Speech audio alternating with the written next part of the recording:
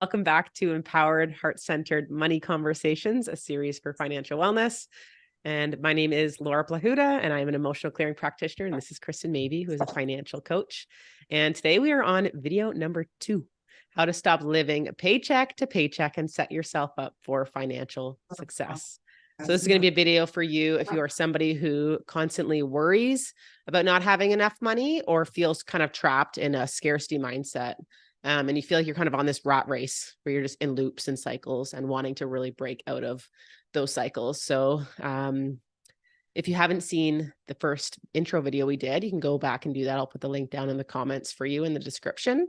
And in there, we just share a little bit more about exactly what this series is going to be and what you can expect from it. And if you want to follow along, make sure you subscribe down below. And so we're going to be releasing these videos every 2 weeks. And our intention with that is really to allow you to have that time to be able to take the time to first take in the information that we're talking about. I know we mentioned this in the last one that sometimes these conversations about finances can activate all sorts of types of emotions in the body. And then we get all sorts of protection mechanisms that are like, nope, avoidance, where we're not actually taking the action that we need in order to set ourselves up for the financial success. So our intention with doing this every 2 weeks is allowing you that time to be able to set yourself up with that schedule, to be able to hop on the short videos, to get the information, to get the tangible things for you to take action on, to complete them, and then come back into the next video and set yourself up with that next kind of tangible step. They may all resonate with you. They may all, like some of them may not resonate. We're going to be very clear with who the video is for so that you can do it. However, I do truly believe that all of the information that we're talking about has been so valuable on my journey.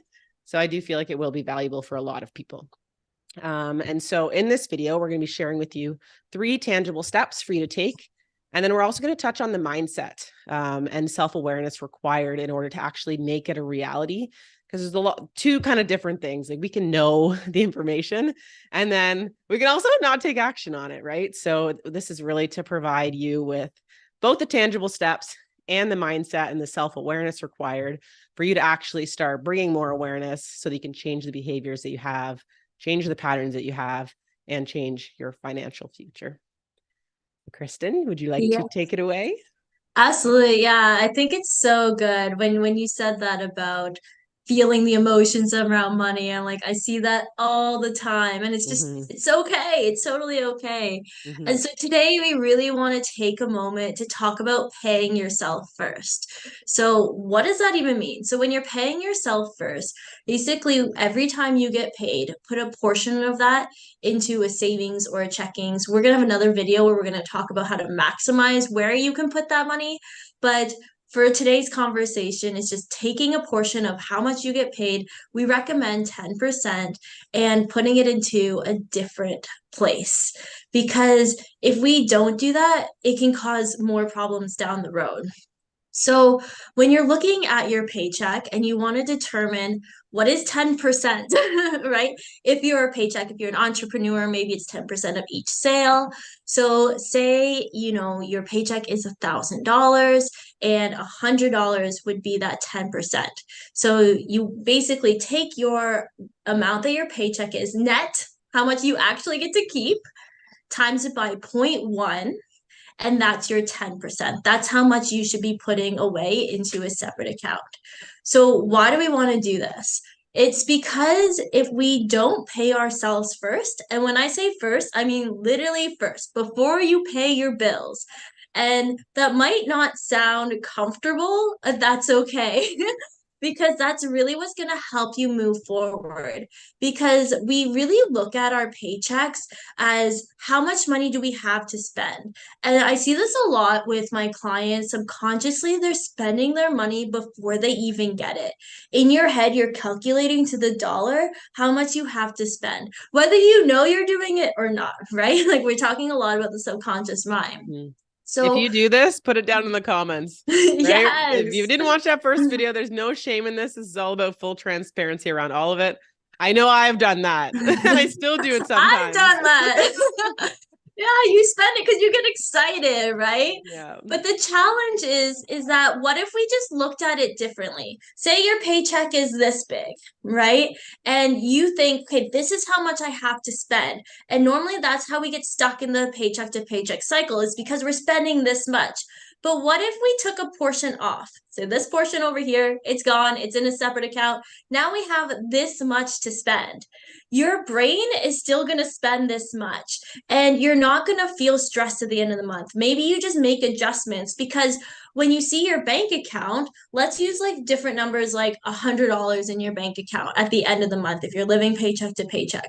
Well, if you have $100 in your account, you're going to spend it differently than if you have a whole paycheck and you have $150. It's a week left. I don't know what that looks like for your situation. Is that clear? Does that make sense, Laura?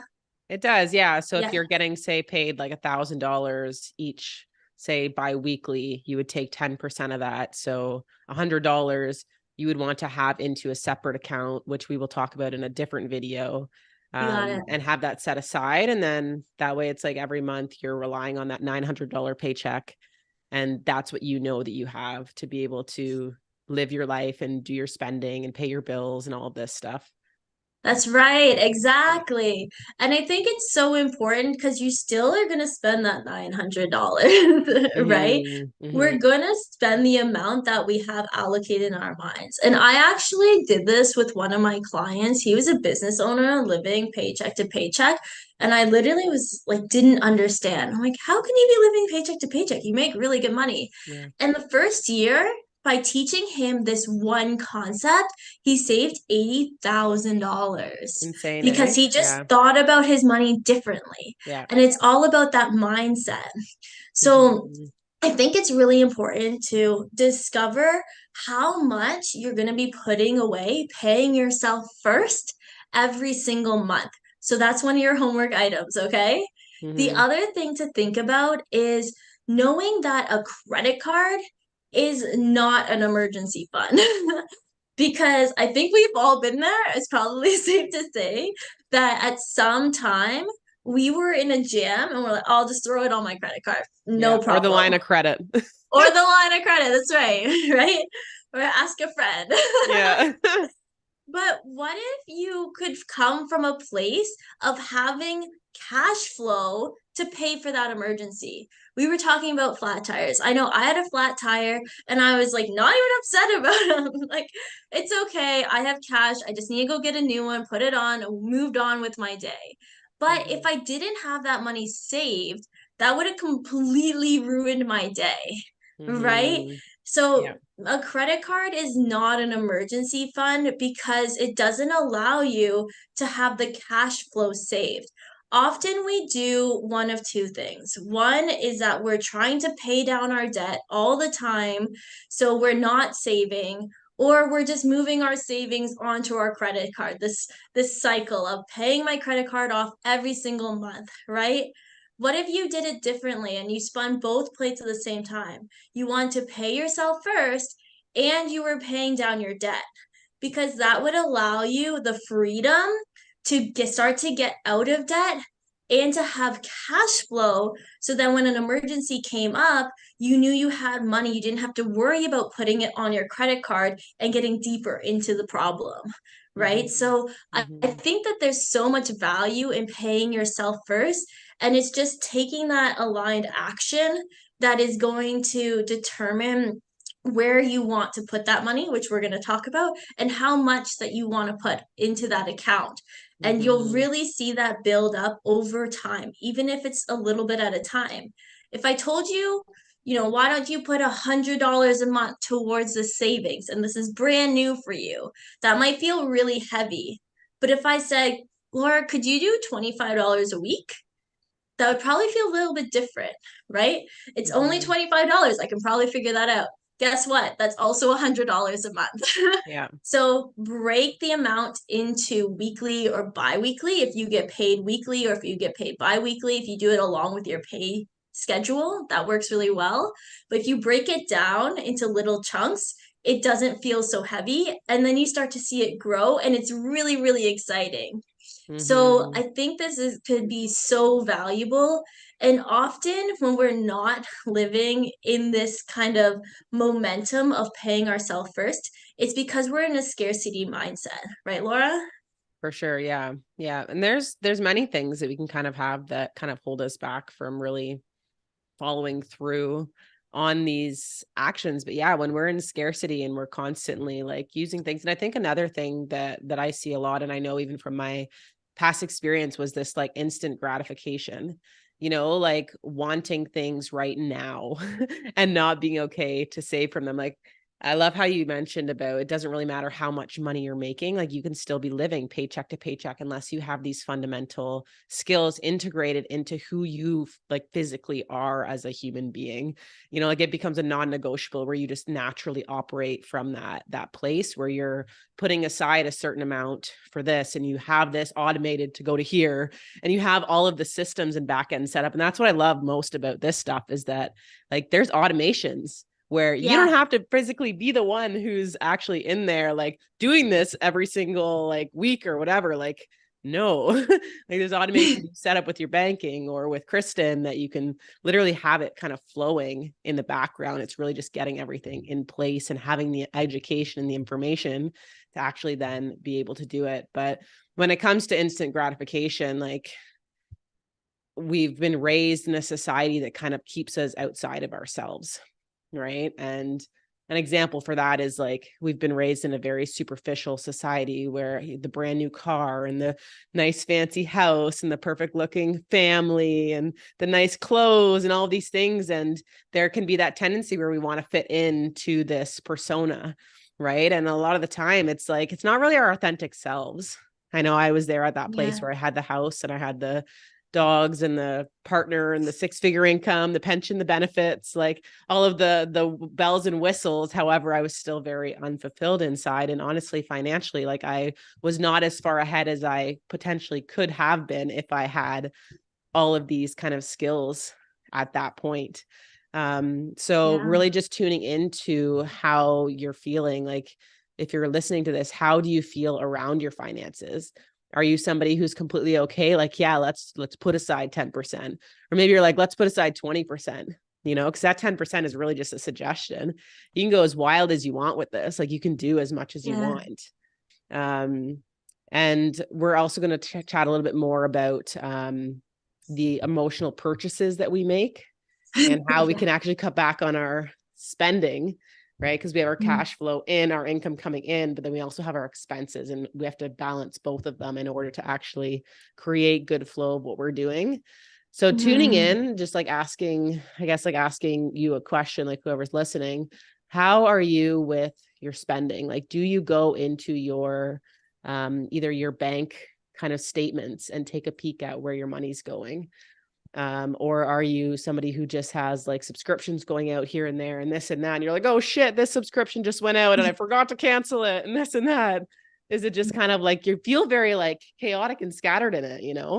And it's really like we said, it's just, there's no shame around it. It's just that self-awareness around, yep, that's where I'm at right now.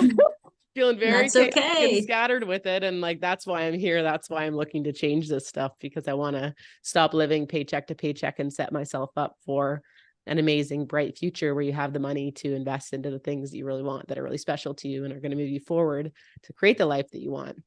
So Yeah. yeah, so just emotional purchases are huge. It can be eating out, like when you're stressed or you're busy, like eating out.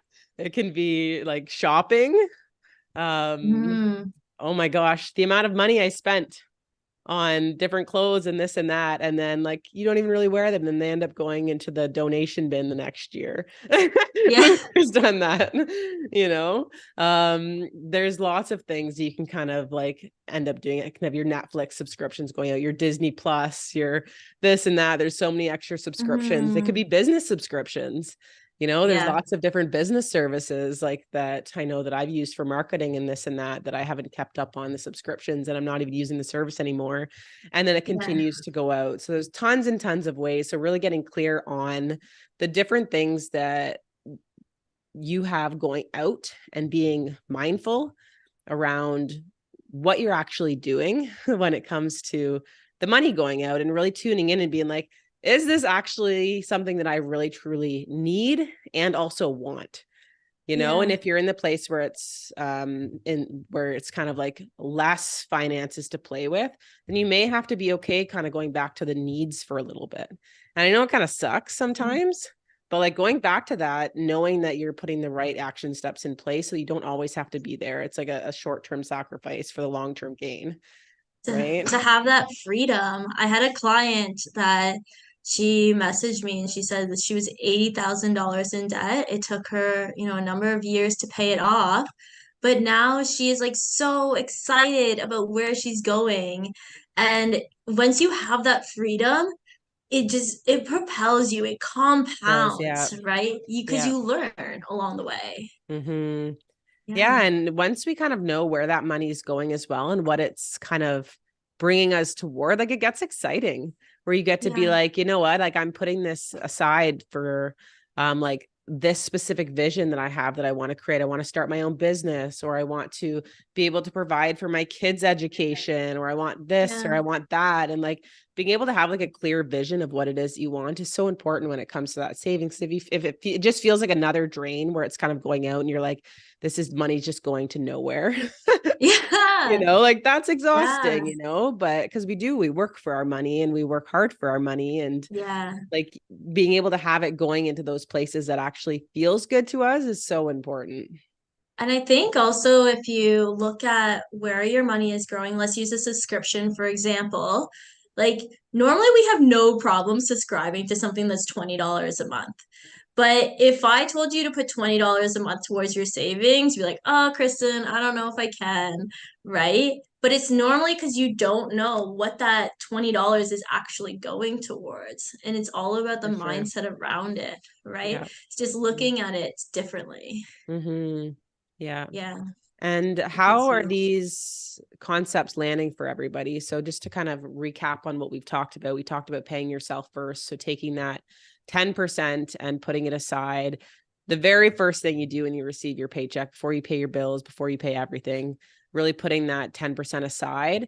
And like Kristen said, we're gonna do another video specifically on that, because you might be like, oh, well, what kind of account am I supposed to put this in? Is it a tax-free savings account? Is it a savings account? Is it this? Is that? So many different options. So we're going to go Yeah. more in depth on that. But for now, it's really just understanding, having that concept of putting 10% away minimum for yourself first. And then that way it's going to allow you to then take that money and put it elsewhere so that it can start working for you. And then the second one was that the credit card is not an emergency fund. So that's where that 10% and the other money that you have can be reallocated into different specific locations so that you know that you're setting yourself up so that if something happens where you get a flat tire, or you have this unexpected bill that comes in, or any other things that can kind of just pop up in our daily lives, like you have that money set aside and you know that you don't need to get stressed about it. It's like, okay, that's fine. I'll take it out of here. And then I'm just going to retop that back up. No stress, no worries. So that's the second one, is the emergency fund. And then the third one was taking a peek at your expenses. So either going on your, like printing out your actual statements from your bank, from your credit card, and like going through and like highlighting the ones that you're kind of like, don't really use that very much. I could probably get rid of that. Or I don't really need this one anymore. Okay, yeah, this one I absolutely love, so I'm keeping this one. This isn't about going into scarcity mode to try to save finances. It's really about like just being realistic with ourselves and like seeing, okay, like, no, like if I want to achieve this goal, then this is something that I'm willing to cut back on so that I can move myself forward in that way. So you can do it either like printing it out, or if you don't have a printer, then even just going through your online statements and taking your notebook out, and writing down, okay, I have this charge that's going out. I have this one, this one, this one. And then taking the time to go through and actually start canceling them, or unsubscribing from things. Did you have something? Or if you have charges that you don't know what they are, look into them. Often, if Yeah. you just Google whatever shows up on your statement, because that happens to clients all the time too. They're like, I've been paying $20 a month for it. I have no idea what, and they never deal with it. So Yeah. just bite the bullet, deal with that thing. Yeah. And there's a lot of fraud that happens now, especially with credit cards. I had that Mm, happen to mine as well, where there was wow. random stuff going out, and it usually starts with like 1 cent, or like it'll start really small and then it kind of like starts increasing because they want to see if they get caught. So it's Wow. interesting, and it's so Yeah. good and so valuable to actually go through and doing this. Like, how often would you suggest people are doing this where they're kind of looking at their stuff? I think that's like I laugh because I do it every day. I think if you're just starting, probably don't do it every day because it's going to feel really overwhelming and uncomfortable. But if you start with once a week, maybe like on Fridays, I'm going to pick a half an hour. I'm just going to go through my expenses for the week because the smaller your timeline is, the easier it is for you to look at it. It doesn't take as much Right. time. Or Yeah. if you're like, I just want to do it once a month, just make sure on the 30th or 31st you actually take the time to do it. It just is going to take you a little bit more time. So you have to put the time aside. So I Mhm. think it's one dependent on schedule, but I would say like more frequently is better. But if you're just starting out, just try once a month. So that way you can start to get into the habit and then you could do it daily. Because it takes me about 3 minutes to do my budget. So I just throw it in. I am on top of it all the time. Amazing. Yeah. Thanks for sharing that, Yeah. Kristen.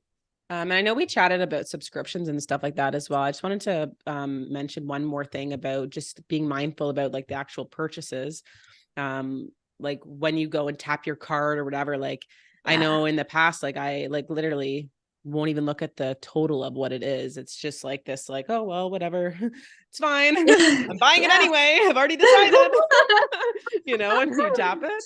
But it's like, in order to get where we want to go, like it is going to take some mindfulness when it comes to finances. So just inviting you next time you go to tap that card or your debit card or even paying in cash, if you still use cash, it's kind of like a dinosaur thing now, but if you're still doing it, like being mindful around like what it is you're getting and Yeah. really tuning in, like, is this something that I'm wanting? Because, it's never too late to go either like put it back on the shelves or Yeah. even return it after you've bought it if it's still within that kind of exchange period, Totally.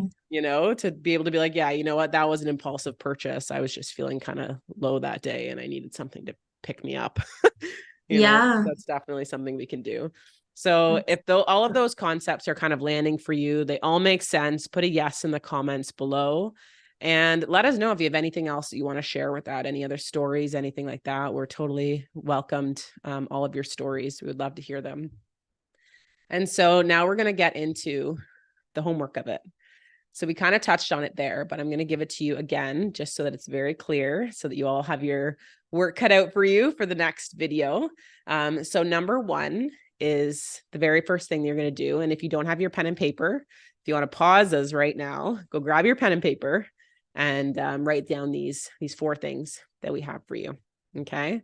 So number one is determine how much money is kind of being wasted. So this is where you're going to either choose to go print off your statements, whether it's your bank account statements and your credit card statements, and actually take a peek at where your money's going and highlight the ones that you can even highlight like totally want to keep, maybes, definitely don't need, and then start sorting through them and filtering through them and being like, okay, like these are the ones that I'm going to cancel and cross off.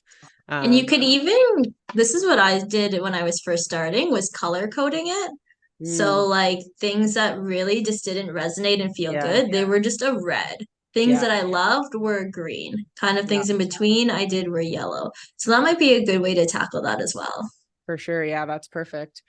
So go ahead and do that. And then go ahead and cancel the things you don't need. Like take that action step right away. Don't just write it down on paper and be like, okay, these are the things that I aren't really using. It's kind of seems like a waste right now, but actually like do that follow-up of actually canceling the things that you no longer need.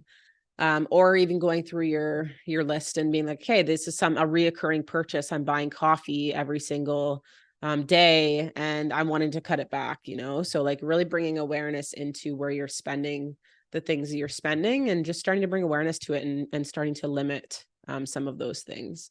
So that's number one. Number two is to determine how much money you want to be putting aside on a either weekly basis, per paycheck, per month if you want. And like Kristen suggested, 10% is a great start. If you're excited by more, if you're excited by less, it really doesn't matter what that amount is. It's just a starting point. It's building the habit so that you can start building it. And then you can start getting playful with it. You might want to increase it. You might want to, who knows what you want to do with it. It's yours. It's your creation.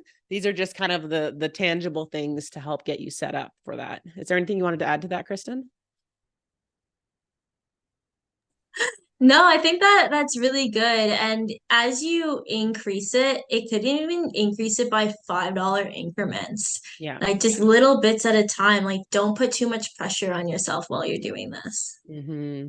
And just to reiterate as well, this is just choosing the amount you want to set aside.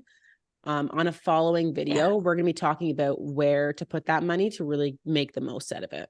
So just get that number set aside that you want and bring that to the next video.